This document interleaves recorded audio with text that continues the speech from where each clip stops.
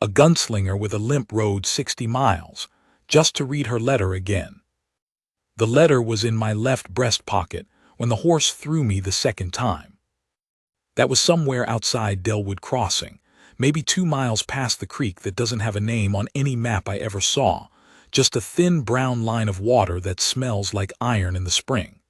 The ground there is hard red clay, the kind that doesn't give when you hit it. I know that now better than I did before. My ribs knew it too, 3 of them, cracked along the left side like somebody'd run a boot heel across old lumber. I lay there in the clay for a while. The horse, a roan I'd borrowed from a man named Tuck Ferris who owed me a gambling debt in Salinas, had spooked at a rattler and gone sideways down an embankment. Didn't break a leg, thank God, just cantered off about 40 yards and stood there looking back at me with that particular horse expression that says they feel nothing about your situation one way or another. Their calm is different from a dog's. A dog is ignoring you. A horse genuinely does not have an opinion about you lying there. That should be insulting and somehow isn't. I couldn't breathe right, couldn't get a full lung of air without something in my side complaining loud. I tried twice and gave up the third time and just breathed shallow in quick little pulls, which is what you learn to do when the ribs are gone. Roll onto your right side, less pressure that way. Look at the sky. The sky was that pale hard blue you only see in October in that country, not the deep blue of summer, not the whitewashed nothing of August heat, but something colder and more final, the color of a door closing. I lay there looking at it and I thought, this is probably where it ends. Not a bullet, not a man with a grievance and a gun, a rattlesnake and a borrowed horse and some clay that didn't want to be landed on. 51 years of dodging the things that should have killed me, and I go out lying in a county I can't even name properly, with nothing in my pockets worth finding except a letter that's 2 years old. I put my hand on my chest, on the outside of my coat. I felt the letter through the leather, just the shape of it, the folded rectangle of it. Still there. I got up. Not fast, not heroic, more like a man at the bottom of a long argument with himself who's just run out of counterpoints. I got my elbow under me and pushed and let the pain say what it had to say and kept pushing. Sat up, stayed there a minute. The field tilted slightly and then came level. I found my hat in the dirt 6 feet away and I put it on and I stood up, and the roan was still 40 yards off watching me with those flat brown eyes, and I walked to him, talking low, the way you talk to a horse that's been rattled, not reassuring him, exactly, more just making sound so he knows where you are and what you're not.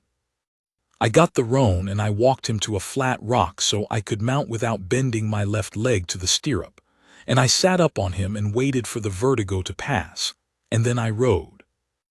I should say what the letter was, and who wrote it, and how a man who'd lived the kind of life I'd lived came to be riding 60 miles across empty country on a borrowed horse, just to hold a piece of paper that had already been read down to where the folds were starting to go thin. Her name was Cora Hadwell. She'd been a schoolteacher in a town called Rimnick, which sat at the base of a low mesa about 30 miles east of nowhere in particular. One of those towns the railroad decided wasn't worth visiting, so it just stayed small and stayed itself, and people who wanted something bigger moved on eventually, and people who wanted what was there stayed.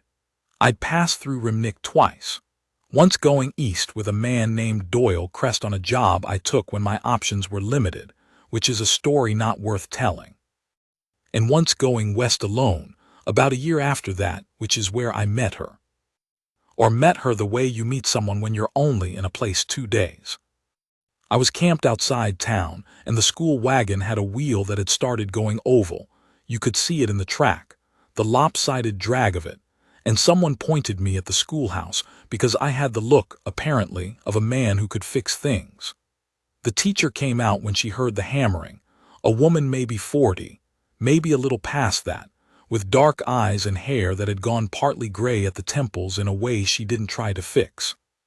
She watched me work without asking what I was doing, which showed good sense. Brought me a cup of water with a piece of lemon in it when the sun came around and the heat came on. We talked for maybe 20 minutes on the steps of the schoolhouse while the kids ran the yard. She'd come out from Cincinnati. She'd planned to stay 3 years and teach for a while, and then go back east and maybe get married and have that particular kind of life that a woman of her upbringing and education was supposed to have. That had been 12 years ago. She'd stopped counting at 6. She said it the way you say something that you've made your peace with, not bitterly, not happily either, just as a fact about how the world arranges itself different from what you planned, and how you eventually stop fighting the arrangement. She asked me what I did, and I told her a version of it that was true but not complete. Hired work mostly.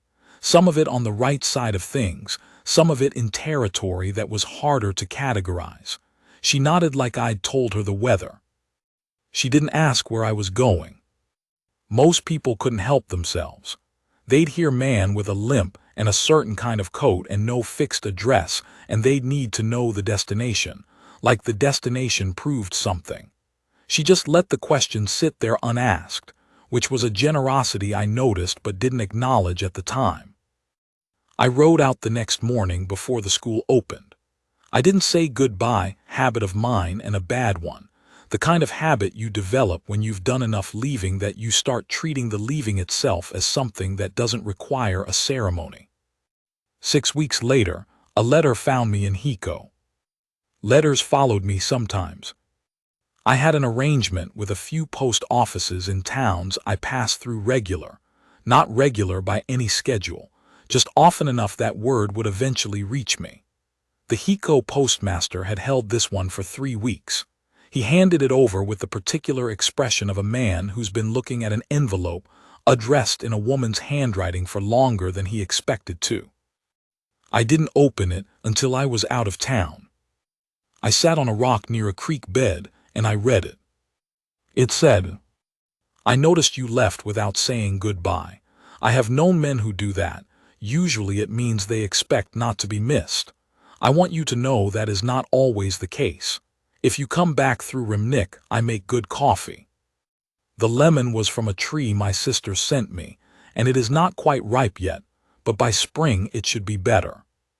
Yours sincerely, Cora Hadwell. That was the whole letter, 53 words plus the date and her name. I know the count because I've read it so many times the count became automatic, the way you count your ammunition without thinking when you've been in enough bad situations. I sat on that rock a long time. I was not what you would call a sentimental man at that point in my life. I'd been a lot of things over the years: scout for a survey crew, hired gun for outfits that could afford one short unhappy stretch as a deputy in a county that turned out to be more complicated than the man who hired me had led me to believe, a year or two doing nothing that deserved a name.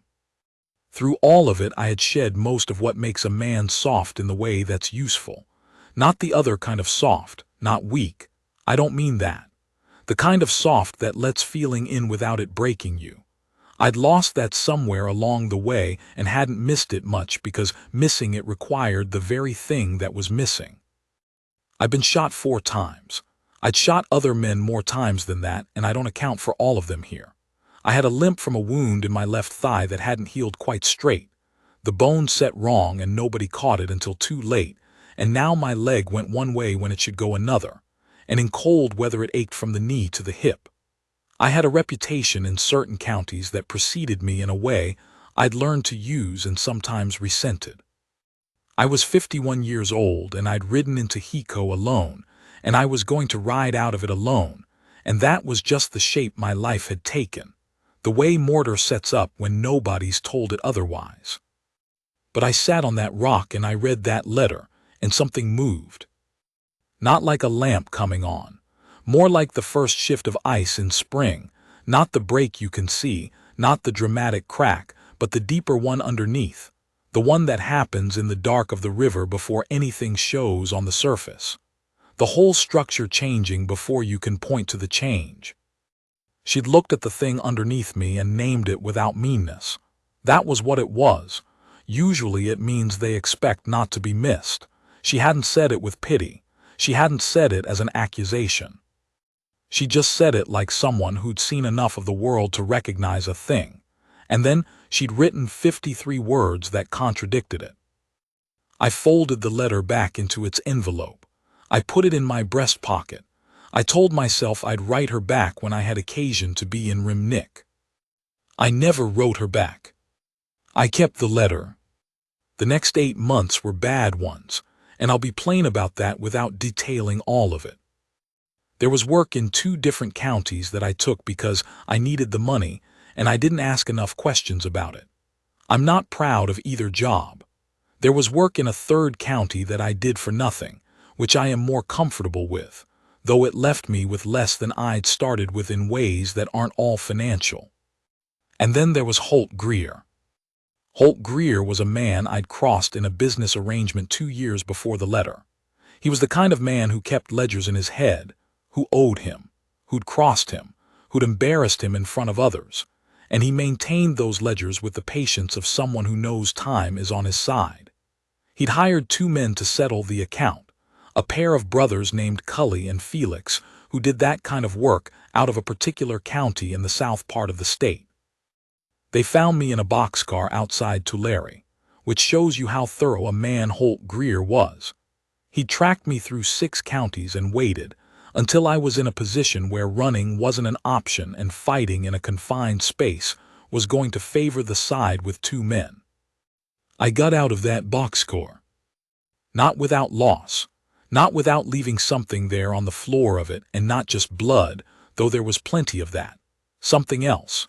The piece of a man that believes the road ahead is longer than the road behind. The piece that wakes up in the morning with some kind of forward motion built in. After that boxcar, I woke up in the mornings and I had to remember why, which is a different thing entirely. I carried the letter. I don't say that to make it something it wasn't. I'm not a man given to mystical thinking. I didn't believe a piece of paper was keeping me alive. But I noticed that in those months after Tulare, when I'd come back to a camp or a rooming house bed, and the darkness in the room matched the darkness in me, I'd put my hand on my chest and feel the letter there, and it was not comfort exactly.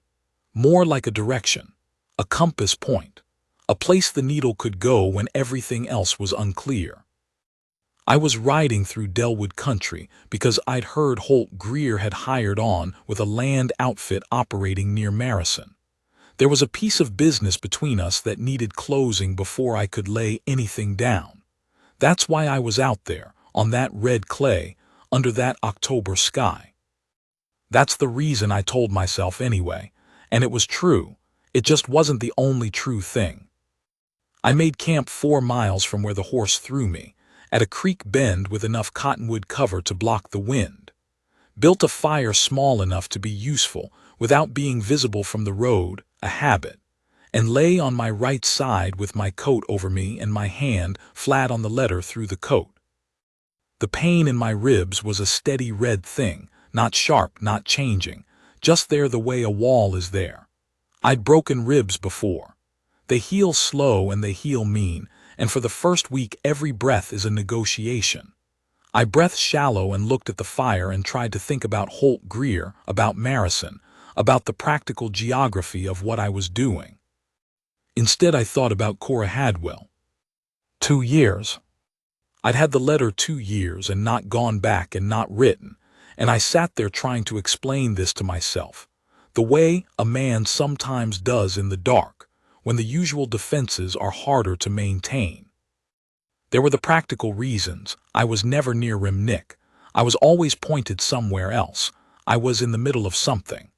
Those were real enough. But underneath them was the other thing, the true thing, which was that I had no idea what to do with a woman who'd written me 53 words that saw straight to the center of what I was, and then invited me for coffee. I knew what to do with most things. I knew what to do with difficult country and difficult men and situations that required more force than thought or more thought than force. I knew my way around horses and firearms and the particular mathematics of keeping yourself alive when someone else has decided you shouldn't be. What I did not know what to do with was a woman who looked at me clearly and didn't look away and said, I want you to know that is not always the case. I'd spent so long being the kind of man who expected not to be missed that I'd forgotten it was a choice. That I'd made it, or let it be made, one leaving at a time until it was just the shape of me. She'd seen it as a choice. She'd seen it as something that could be otherwise. That scared me more than Holt Greer's ledger. I lay there with the fire burning down and the coyotes talking somewhere south and the cold coming in from the mesa, and I thought, "You fool, Callum-eyed. You absolute fool." I fell asleep like that, hand on the letter, ribs complaining, the fire going to coals. I had the dream for the third night running. Cora at the schoolhouse steps, the morning light coming gold and sideways. Her saying to nobody in particular, not to me, just saying it into the air the way you state a fact. The lemon is ripe now. In Marison, I found a room at a house run by a woman called Peach. That was just what everyone called her. I never heard a last name, and I paid for 3 nights and spent most of the first day asleep. The second day I could breathe a full breath if I did it carefully, and I went out and asked around about Holt Greer and the land outfit he'd hired with. The story was that the outfit had moved on west to survey claims in a territory I didn't know well, and Greer with it. Might be true. Might be what people said in a town where the wrong knowledge could get you in the middle of something you hadn't hired on for. Either way, I was sitting in Marison with no clear direction and a borrowed horse and cracked ribs and $2.50 above my expenses. I sat in the common room of Peach's place that evening and ate the stew she put out and thought about my options, which were thin and getting thinner. Holt Greer could wait. He'd waited before. He'd keep men like that always did. They stored grudges the way some men stored coin, patient and compound interesting and never forgotten. I thought about what was east of Marison. 30 miles, more or less. That low mesa at the base of which a town had decided to exist and stay there. I thought about 53 words on paper going soft at the folds. I thought, you have been telling yourself the Greer story because Greer is a man's kind of reason. Hard and practical, and nobody can say anything against it. And if you go east now, it'll mean you're going for the other reason, the soft one, and that feels like surrender to something. But surrender to what, exactly? To the idea that you might still matter to someone. That's the thing you're afraid of. I paid for a 4th night. I lay in Peach's rooming house and stared at the ceiling a long time. I thought about what a man my age with my history was supposed to do with the rest of whatever he had. The practical arithmetic of it. The years I'd spent in service to other men's problems had made me useful and worn me down in equal measure, and I was not a young man's kind of tired, not the tired you sleep off, but the other kind, the tired that's in the bone. I had no ranch, no land, no money worth counting. What I had was a limp and a cracked set of ribs and a reputation that opened certain doors and closed others, and on balance closed more than it opened. By any accounting a man was supposed to make of himself, I did not come out well. But I had the letter. And the thing about the letter was this. She hadn't written it to a man she thought was successful. She hadn't written it to a legend or a hero.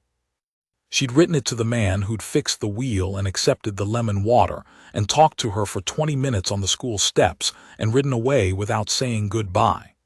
That particular ordinary man, with the limp and the evasiveness and the expectation of not being missed. She'd seen that man and written 53 words at him anyway. There was something in that, something I couldn't arithmetic away. I'd been spending the last months in the Greer situation like a man finishing a war that everyone else had stopped fighting. The momentum of it, the habit of it, keeping me pointed at it past the point where it meant anything. And meanwhile, I was carrying a letter from a woman in Rimnick who had written me honestly and asked nothing in return except coffee if I came back. A man doesn't get many of those. A man like me gets almost none. I thought, Callum-eyed, you are 51 years old. At some point you have to stop treating the good thing like a problem to be solved later and ride toward it. In the morning I saddled up and rode east. The country between Marison and Rimnick was scrubland mostly, low dry hills with the occasional flat stretch where the grass had given up in the drought and come back thin and pale, and rock outcroppings that sat in the landscape like they'd been dropped there by something that didn't care where they landed. Cottonwoods in the creek bottoms going yellow, almost done. The sky doing that October thing where it's perfectly clear and perfectly cold, and the light has no warmth in it but is still somehow beautiful. The way a very old woman can still be beautiful when her face has the structure under it that matters. I rode slow. The ribs required it, but I also had no urge to rush. That was new. I had spent most of my life in some kind of forward urgency, riding toward a job or away from a consequence, the motion itself being the thing, the destination just the excuse for it. I had never much cared for stillness. Stillness let things catch up. But riding out there through that particular country in that particular light, I didn't feel pursued. I felt, I don't know a better word for it than open. The way you feel when you've stopped fighting some argument and it's not defeat. It's just done. The argument is done and there's nothing left to spend on it. I had carried a thing for 2 years and not done anything with it. Not thrown it away, not gone toward it. Just carried it in the middle of everything else, like a man who picks up a stone and puts it in his pocket and doesn't remember why but doesn't put it down either. I was going to Rimnick. I was going because there was a woman there who had written me 53 words that I had not answered, and that was the truth of it, without the Greer story around it to make it seem reasonable. It did not feel reasonable. It felt necessary, which is a different thing. I came into Rimnick from the west, past the livery and the dry goods and the smithy where a man was working a piece of iron in the early afternoon quiet of a town that knew its own pace. The schoolhouse was at the north end. I remembered where, white clapboard, the cottonwood out front that had been full green when I'd seen it before, and was now bare except for a few last leaves that were holding on for reasons of their own. The school wagon I'd fixed the wheel on was gone, replaced with a newer one.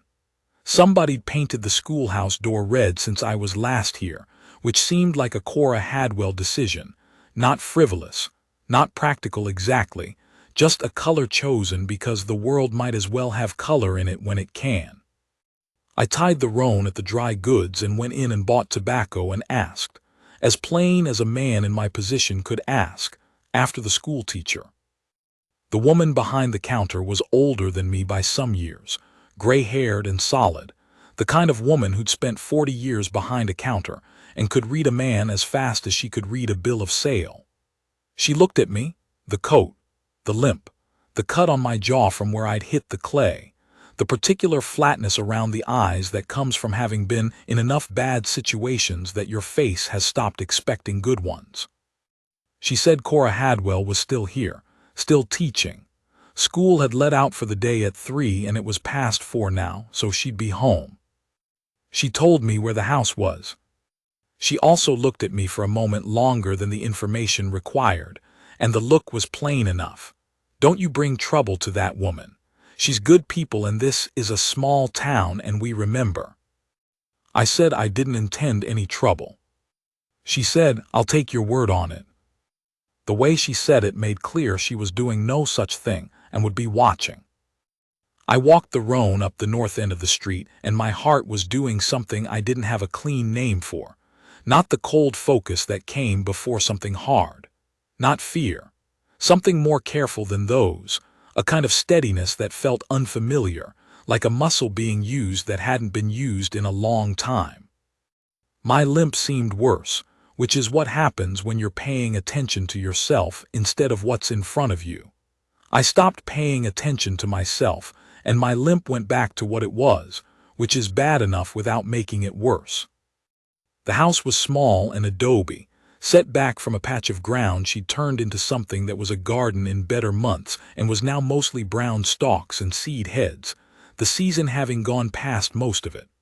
A woodpile along the east wall, well stacked, which told you something about her. The wood was stacked right, not thrown, and enough of it to last. In the corner of the garden, in a clay pot that had been moved close to the south wall for the warmth, a small lemon tree, green still, maybe 4 feet. The leaves catching the afternoon light. I stood at the gate. My hand was on the post, and I was not moving, and I was thinking that I had made a mistake, that 2 years was too much time, that whatever the letter had been, it had been a kindness to a passing stranger, and she had moved on from it, the way sensible people move on from small kindnesses they've extended to people who don't answer. And I was about to ride this borrowed horse back west and never mention this to anyone ever. The front door opened. She came out and stopped when she saw me. She was dressed for being home, a plain dark dress, an apron she'd forgotten to take off, and she had flour on her right forearm that she'd have normally wiped off, but she didn't now. She looked at me, and then she looked at the limp, which was obvious from where she stood, and at the way I was holding my left arm slightly out from my body, which is unconscious, but which is what you do when the ribs are complaining about being compressed. She looked at my face. She said, "I thought maybe you were dead." I said, "That came close to happening a couple of times." She looked at me a moment longer. Then she stepped back from the door and held it open. Her kitchen was warm. Wood stove going, a pot on it that smelled like something slow-cooked, a table with a cloth on it, 2 chairs. Books on a shelf more than you'd expect, a serious collection, the spines red and handled. A window over the sink looking out at the garden, and through it I could see the lemon tree in its corner. She poured coffee, set a cup in front of me and a piece of lemon on the saucer, cut thin, which was either habit or it was something else, and I decided not to wonder which and just to take it. She sat across from me, both hands around her own cup, the way she'd held it on the schoolhouse steps 8 years and 1,000 miles behind me. She didn't ask what brought me. She didn't ask where I'd been or what had happened to my ribs or why 2 years and no letter. She just sat there and let the room be what it was, which was warm and quiet and for the moment sufficient, and she let me be in it. Some people feel quiet because they're afraid of it. Some because they think silence means you're not paying attention. She left it there because she understood that some things need quiet to come to the surface, that you can't pull them up faster than they rise, that a man who's been in motion for 2 years needs a minute to feel the room he's in before he can say anything worth saying about it. After a while, I reached into my breast pocket and I took out the letter. It was worn at the folds. The paper had gone soft from handling and from one rainstorm outside Bakersfield where I'd gotten caught without cover, and it soaked through everything in my coat and dried stiff, and then soft again. The ink on the outside where she'd written my name, and the town had blurred but was still readable. Her handwriting still slanted left. It always would. That's how she'd learned it, pressed left, like she was writing fast or writing into a wind. I put it on the table between us. She looked at it. She didn't pick it up. She looked at me. I said, "I've read it a lot." She said, "I can tell." I said, "I should have written back. I'm not going to tell you I had good reasons, because I think you'd see through that. I had reasons that felt necessary at the time, and now they feel like what a man tells himself when he's afraid to move towards something and wants a practical explanation for standing still." She held her coffee cup. She looked at me with those dark eyes that just looked, no performance in it, just seeing. She said, "What were you afraid of?" I thought about that. I'd had 60 miles of country to think about it, and 3 nights of dreaming, and the answer I'd come up with was honest if not flattering. I said that by the time I got myself organized enough to come here, you'd have moved on, which would have been right, which I think I maybe used as a reason to keep not coming, because if I came and you'd moved on, that would be one thing, but as long as I didn't come, I could keep the letter and not find out. She was quiet for a moment. Then she said, "That is the most complicated way I've heard of a man keeping himself from having coffee." I said, "I'm a complicated man." She said, "I noticed that the first time." There was something that might have been almost a smile in that. Not a smile exactly, more like the acknowledgement of one. She said, "You have cracked ribs." I said 3, I think, maybe 2 and 1 bruised, hard to tell. She said, "And that limp is worse than when you fixed my wagon." I said, "Different wound than the one I had then. Old one from before. It gets worse in the cold." She stood up. She went to a cabinet and came back with a roll of linen bandaging cloth and set it on the table. She said, "You'd better let me bind those, and you need to eat. You look like you've been eating camp food and not enough of it for a week at least." I said, "About that." She went to the stove. I watched her back, the way she moved in her own kitchen, at ease with the space, not performing being at ease, just genuinely in it. The way she handled the pot, and the bowls with the particular economy of someone who knows where everything is and doesn't need to think about it. The iron of the stove and the smell of the food, and the last light coming through the window onto the garden and the lemon tree.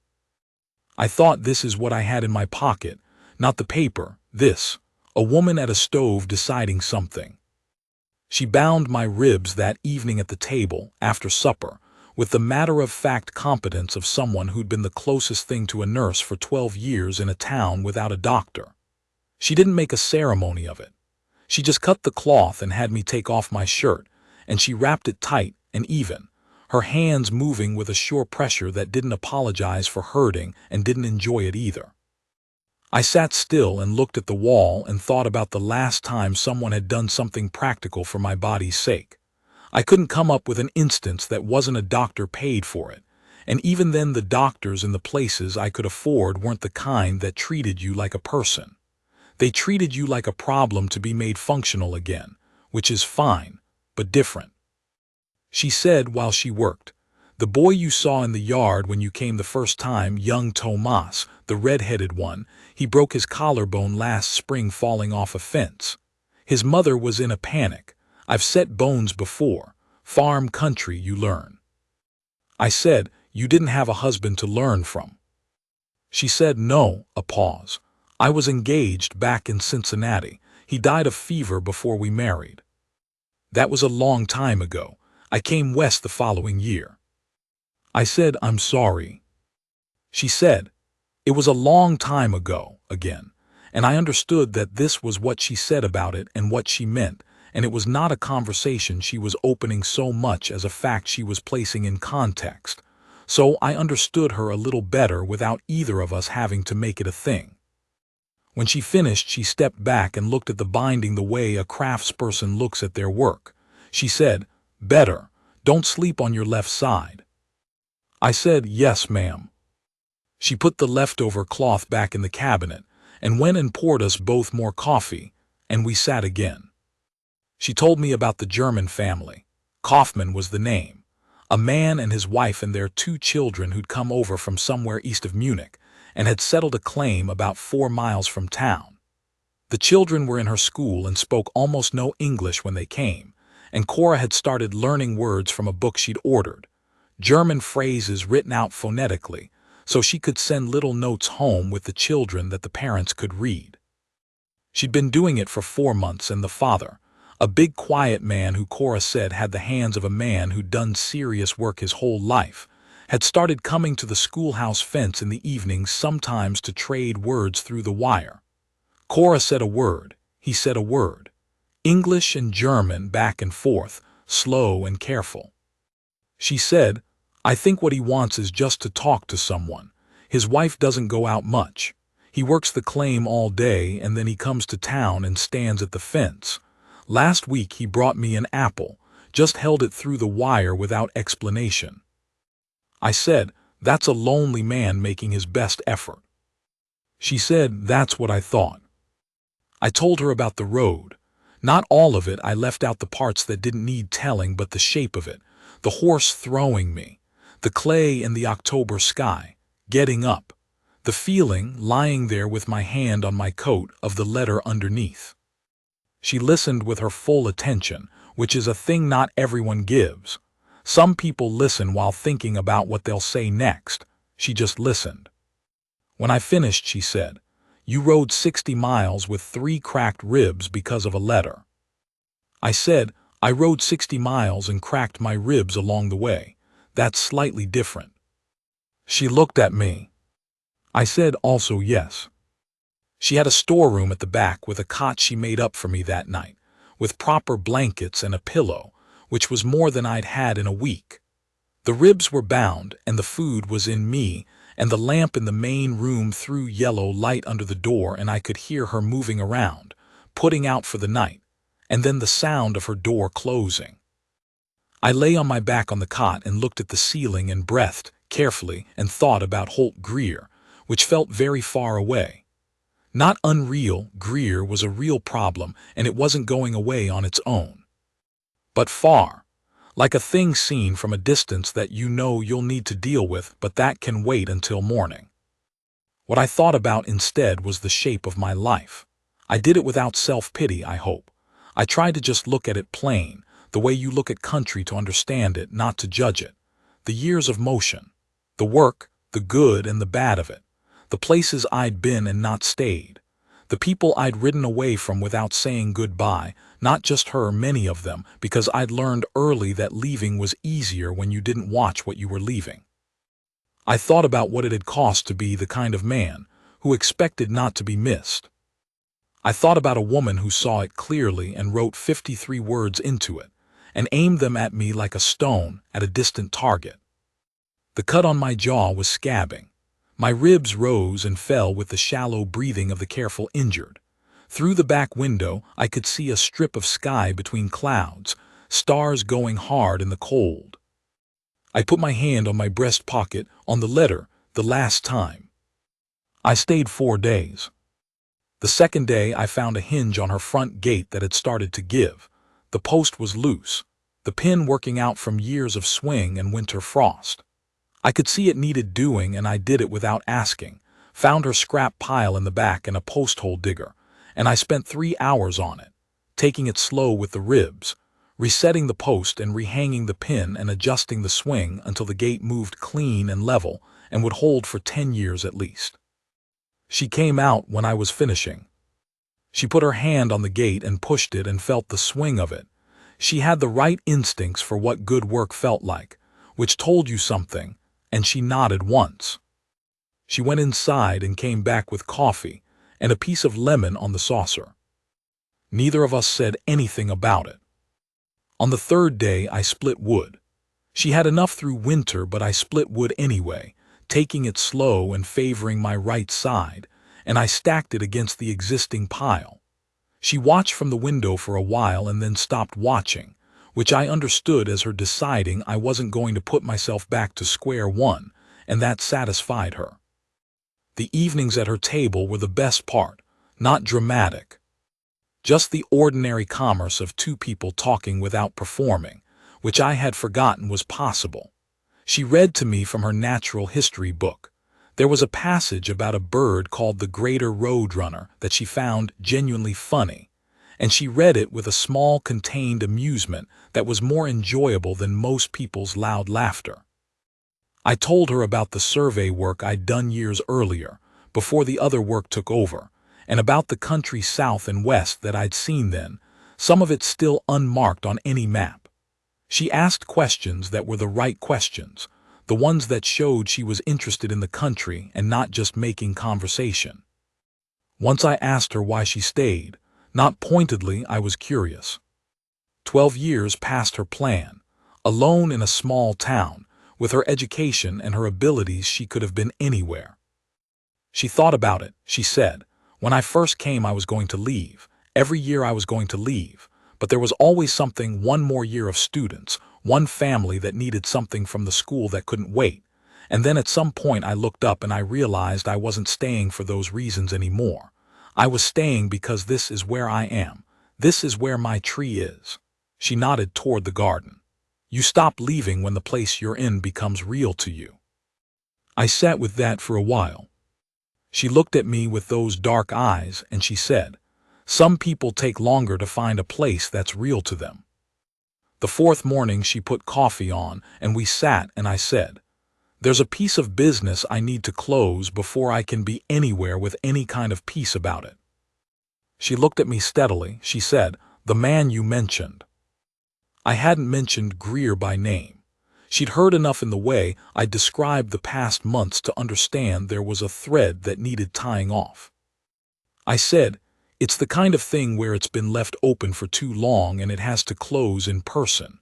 After that, I'm done with that part of my life. I think I've been done with it for a while and just didn't have a reason to stop. Now I have a reason." She was quiet for a moment. She said, "Is it the kind of thing where you might not come back?" I looked at her. She held my eyes, she always did. She didn't look away from difficult things. I said, "I've come back from worse." She said, "That is not what I asked you." I said, "No, it's not. The honest answer is I don't know. He's a careful man and he's had 2 years to think about his grievance, and careful men with old grievances are not to be taken lightly.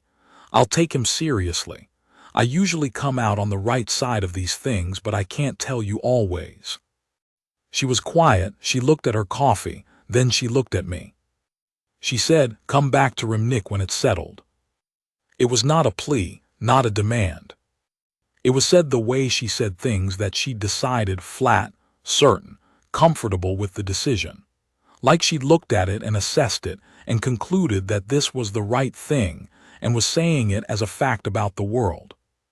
I said, "I will." She said, "I'll hold you to it." I got up and put my coat on. I felt the letter in my pocket. I thought about taking it out, leaving it here. It belonged here. It had always belonged here. It had just been traveling. But I left it where it was. She walked me to the gate. The gate I'd fixed, swinging clean. She stood on her side of it and put her hand on my arm, on the coat sleeve, just for a moment, not squeezing, not dramatic, just a hand on a man's arm in the cold morning, warm and steady through the wool. The touch that says, "I see you. Come back, you're not what you thought you were." I said, "Your lemon tree looks good." She said, "It's finally ripe." I went through the gate and pulled it shut behind me. Clean catch, good swing, holding true, and I went to the roan. I didn't look back. Men with my history learn not to look back, because looking back turns into wanting to stay, and wanting to stay turns into guilt about what you're riding toward, and guilt makes you careless, and careless gets you killed. So I didn't look back. But I knew she was standing at the gate. I knew it the way you know things about people when you've paid enough attention to them. I rode west. I found Holt Greer in Varro. He'd settled there for the winter, hired on as a night man for a livestock outfit that ran cattle on the flat country west of town. Greer was in his 50s, gray-bearded, a big man who'd run to fat in the years since I'd known him, but not in a way that made him soft. There was still the weight of something serious under the fat, a density, the kind of man who'd been hard all his life and never entirely stopped. We saw each other in the street, which was either chance or not chance, hard to say with a man like Greer. He stopped when he saw me. He looked at the limp. He looked at the way I was carrying my left arm, which was better than it had been but still not right. He said, "You look like you've had a rough season." I said, "Some rough parts." He said, "You didn't have to come looking." I said, "I know." He said, "What happens now?" I said, "Depends on you, Holt. I'm not here to finish what Cully and Felix started in that boxcar. I don't have the appetite for it anymore. But I won't ride around looking over my shoulder for the rest of my life either. So what I'm offering is this. You call it settled, I call it settled, and we both go about whatever we're about." He looked at me for a long time. He was working something out, reading me, looking for the angle, trying to decide if this was the opening move in something that ended with somebody on the ground. I let him look. He said, "You're getting old-eyed." I said, "So are you." He nodded once. He said, "Settled." He walked on. I stood in the street and watched him go, and I let the air out of me slowly, and then I walked to the livery and settled up for the roan and got on and rode east. That's all of it. I said I'd keep that part short, and I have. Some things don't need more words than they take. The ride back to Rimnik took 5 days. The weather had changed again while I was gone, one of those cold, clear stretches that come in late October in that country, where the sky washes out to a hard, pale color at the edges and the air has the smell of something ending. Frost on the grass in the mornings. The cottonwoods stripped bare. I had a cut on my forearm from something in Varro that I cleaned and bound myself, and it was healing clean. The ribs were nearly right. The limp was the limp. It would always be the limp. That thigh wound had set in the bone, and the bone had its own ideas now about how the leg went, and that wasn't changing. I thought about what I'd say. Not speeches. I wasn't a speech-making man, and she wasn't a woman who wanted speeches. But the outline of the truth, which was, I had spent 2 years carrying a letter that told me someone thought I was worth missing, and in that time I had been in situations where that letter was the thing I put my hand on when everything else was dark, and that meant something about what it was, and about what she was to me without my having had the wit to know it or the nerve to act on it. That was the truth, and it was awkward, and it didn't resolve to anything clean, but it was the truth. The mesa east of town had white on its top ridge by the time I came in sight of it. First snow up there, thin, not yet down to the valley. The valley was still brown and gold, the particular dead gold of late fall, beautiful the way the end of things is sometimes beautiful. I came down the main street of Rimnik, and the woman in the dry goods watched me through the window. I nodded. She didn't nod back, but the watching was a different kind of watching than before, less warning in it. I went to Cora Hadwell's house and I knocked at the gate. I didn't go through it without being asked. That felt important, and she came to the door and looked at me across the garden. She looked at my arm, the bandaging just visible below the coat sleeve. She looked at my face. She said, "You came back." I said I would. She said, "Yes, you did." She looked at me a moment longer, and then she came down to the gate and opened it. We sat at the table again, the same table, the same 2 chairs, and she poured coffee and put lemon on the saucers. The fire was going. Outside it was coming on dark and the wind was picking up off the mesa, the cold kind, the kind that means winter tonight or tomorrow. She looked at me across the table and she said, "Are you done moving?"